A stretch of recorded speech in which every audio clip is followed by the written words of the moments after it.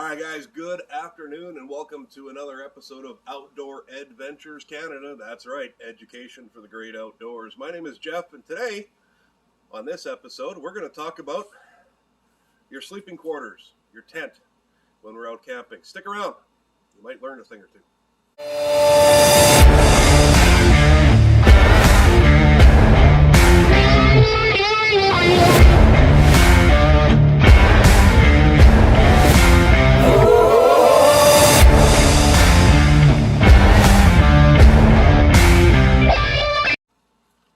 All right, guys, welcome back. Now, you're getting ready to go out hiking, camping, backpacking, or whatever. You went out, bought yourself a brand new tent, or you're bringing your tent out of storage over the winter. There's a couple of things you're going to want to do. First of all, you're going to want to set it up. Now, whether it's new, whether you've had it before, you want to set it up completely. Don't just lay it out on the ground and go, yeah, looks good. You want to completely set it up. What are you doing that for? Well, you're going to check for holes in your floor. You're going to check for holes in the material. You're going to check to make sure your poles aren't broken, that everything is there that should be there. And if you're like me and you're getting a little bit older, sometimes you forget how things go together. So make sure you set this up at home before you head out into the bush, into the middle of nowhere, and go, uh-oh, it's broken. I'm missing this. This isn't working. So do a dry run at home.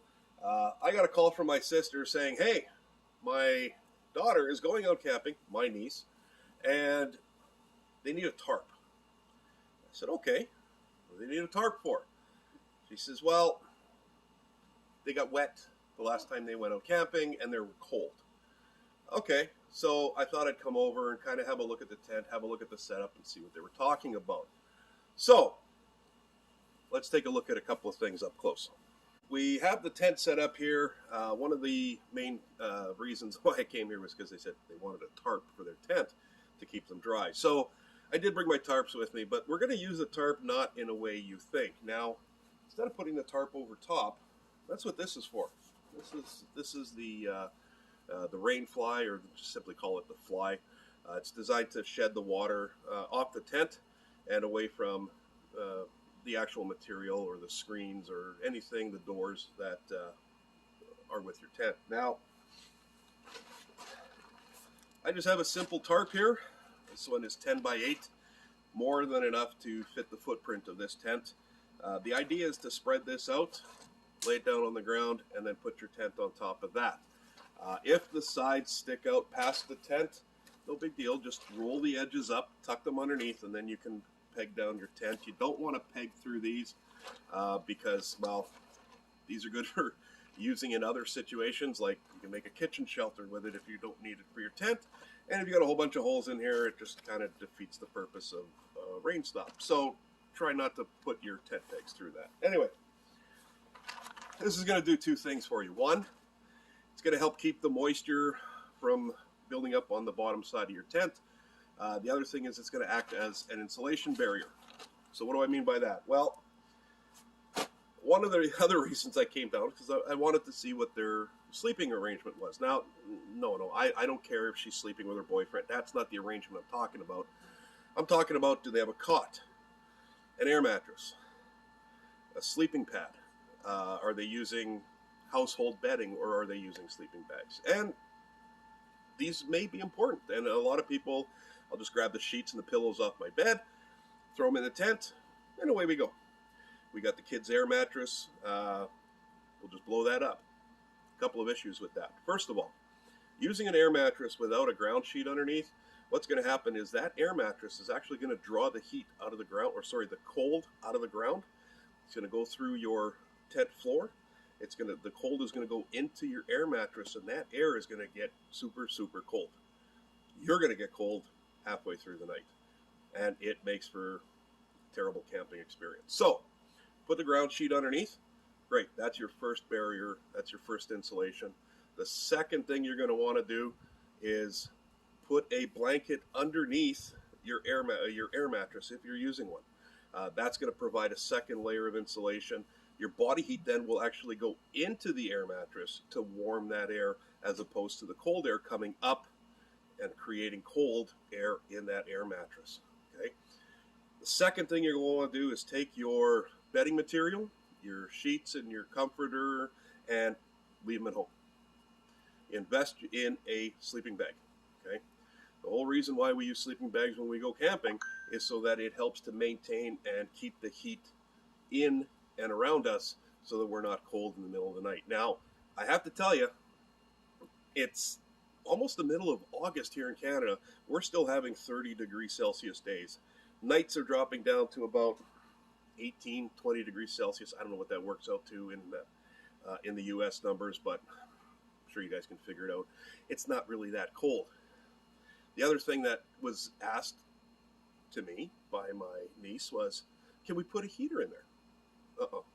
Guys, do yourselves a favor. Never, never put any kind of heat source in a tent at all unless the tent is built for a heater. The only tents you're going to find are the big canvas, the big, teepee-style tents, the big Adirondack tents, or an ice fishing tent if it's designed with a opening to run a stovepipe through. These kind of tents, you never want to put a candle in there. You never want to use a propane heater. You never want to use any kind of heat source. That is why preparing ahead of time, using your proper sleeping materials, i.e. a sleeping pad or a cot, or preparing your air mattress and using a sleeping bag. Now, for those of you couples out there, yes, you can take 2 separate sleeping bags and you can zip them together. So you got one big sleeping bag, so don't worry about that. But definitely you want to use, that's what the sleeping bags, that's what they're built for, designed for. The materials in them is to keep your body heat in. Go that route, you won't be cold halfway through the night. If you're using a sheet and a comforter or whatever you have off your bed, those are designed for home, indoor use. That's what you want to use in the home. The sleeping bag you want to use when you're out camping. All right, so that takes care of the actual tent itself. The other thing why we set this up, like I said, we want to look for any poles that are damaged. I know I have in another video coming up, we're going to show you guys how to actually replace a broken tent pole. You're going to want to go to the store. You want to get yourself, this happens to be from Coughlin's, right? I love their camping stuff. You find them just about everywhere. The green and yellow label, you can't go wrong. This is their tent pole repair kit. Comes with everything you need. Why do I say to bring this with you? Well, wind. Wind is your enemy. If you happen to, or even if you trip over a guide wire and you fall onto the tent, you might break one of these. These are pretty durable, but they do break. So having one of these on standby is good.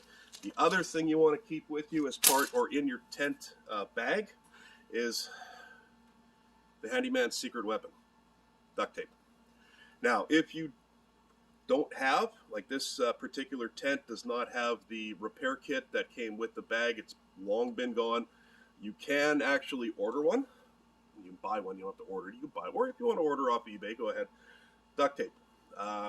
If you get a branch or something gets stuck through here, just cut yourself off a small piece, stick it on there.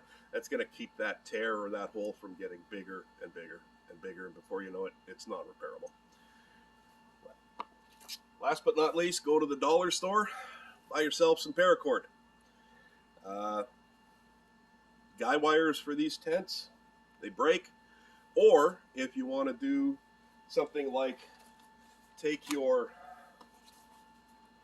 tent fly and extend it out a little bit further, instead of having it tight, you can make it come up a little bit. You can actually spread it out using some paracord. That's about it. So hopefully my niece will have learned a thing or two, and they'll go out camping next week and they won't have any issues. So we'll have to wait for a follow-up to see if they took my advice. Hopefully they learned a thing or two. Hopefully you guys learned a thing or two. So until next time, have fun, everybody. Guys, have a seat.